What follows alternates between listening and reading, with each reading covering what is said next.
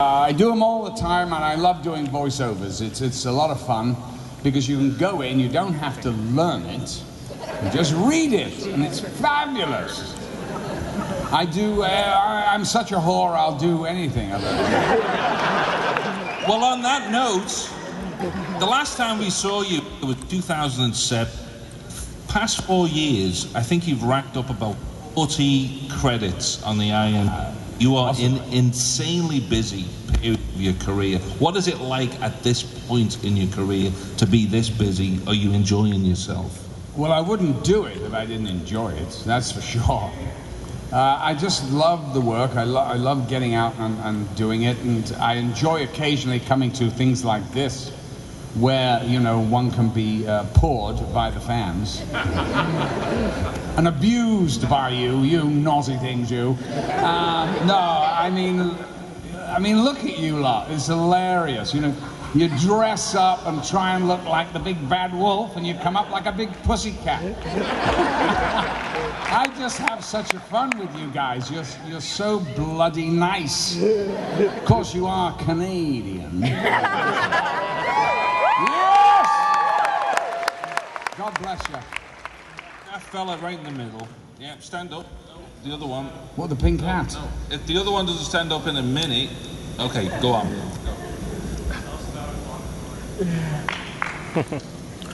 The question was...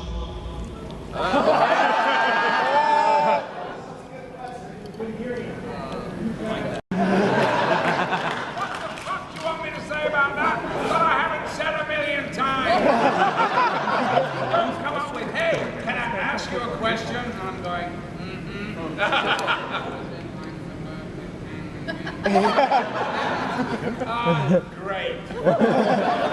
Listen, how many actors get to work in a movie like Clockwork Orange? Oh. Very few. It worked. I am Pick up so the mic. happy Kubrick saw it, the Lindsay Anderson movie, and cast me, because it was one of the greatest experiences.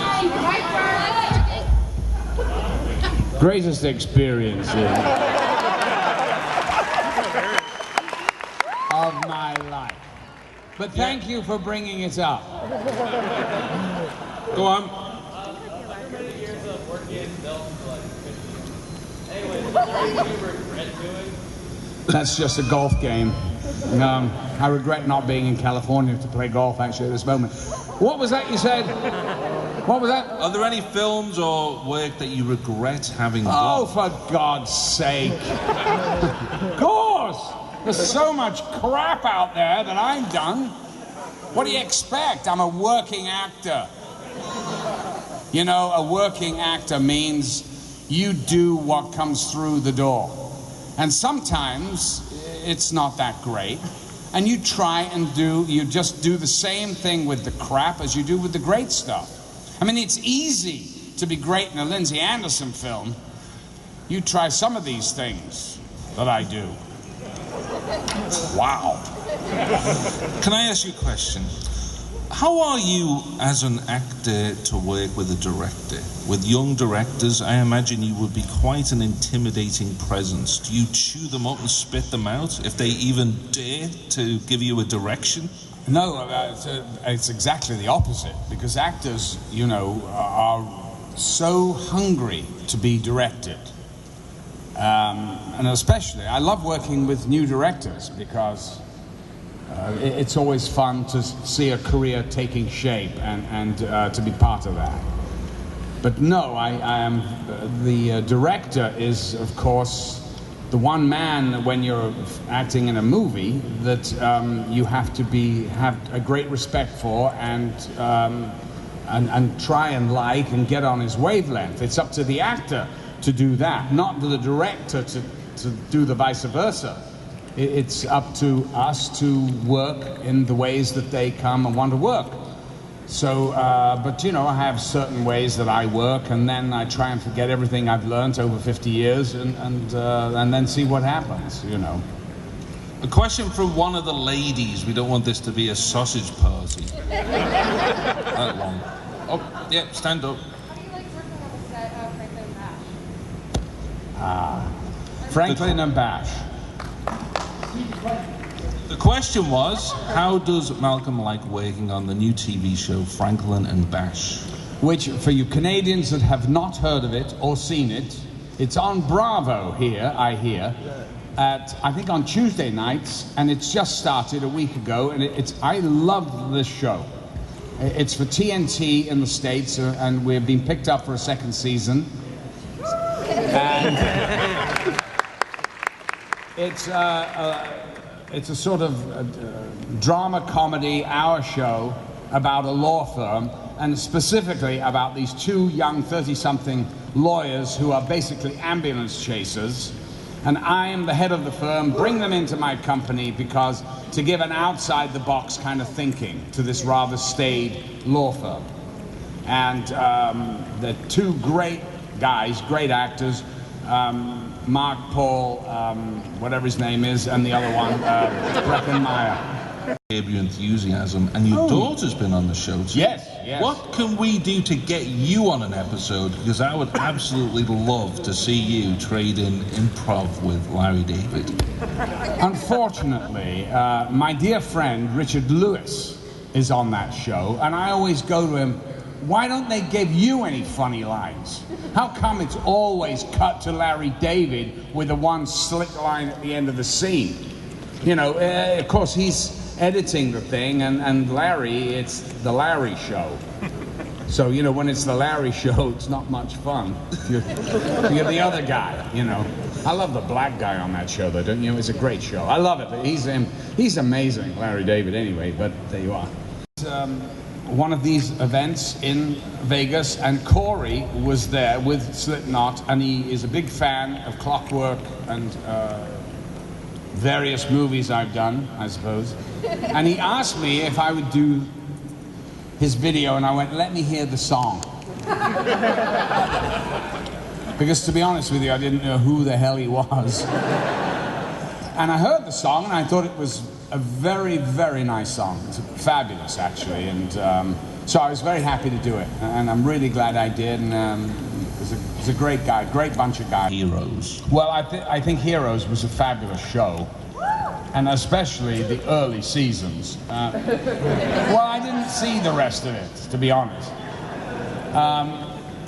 I thought it was very well written, and I enjoyed it tremendously, and what a great entrance to give Lindemann, you know, cooking pot pies. I loved it. I think I got to the set at 5 o'clock in the evening, and I started shooting that at 8 o'clock, and by 9:30 it was all done. It was great, though. Really spectacular character. Not going to take your trousers down. Carry on. Not to be It was very dramatic, the way you ran. But my God, here comes a messenger from Hamlet. Yes, my liege. not to be too political, but Quiet, please. Let the man have his moment. not to be too political, but it's easy to think that Alex DeLarge is a monster safely tucked away in fiction in the past.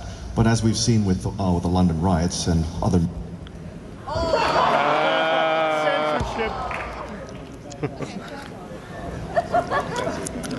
Don't be embarrassed. It's a good question. He's trying to blame me for the London fucking riots. That's what you're doing. All right. Very good point. You're asking me about the London riots. And there is a correlation, of course, to all art and everything that influences young people, including rap music, whatever it is, punk, whatever the art form, whatever it is. I don't think that was your question, though. But you know what the problem is? When you give me the mic back, we don't know what your question is. So what was the Malcolm has question? to guess. Yes. So do you want to try that again? What, in your opinion, has England, or perhaps the government of England, not gotten right ever since Clockwork Orange was made? And Anthony Burgess was talking about contemporary issues about violent youth in Britain, and yet, as you've seen, as the London riots, those issues still haven't been fixed. What, in your opinion, they haven't been doing right then all this time? Okay, did you hear that? Yeah. Well, not to get too political here, Because A, I haven't lived in England for 30 years. I'll take a guess. If you go back to the history of London and the British people, you'll see that it's a very common thing for the British Londoners particularly to riot. I mean, in the Victorian eras, they used to turn over the monarch's carriage. I mean, they rioted all the time. There are famous riots throughout the history of London.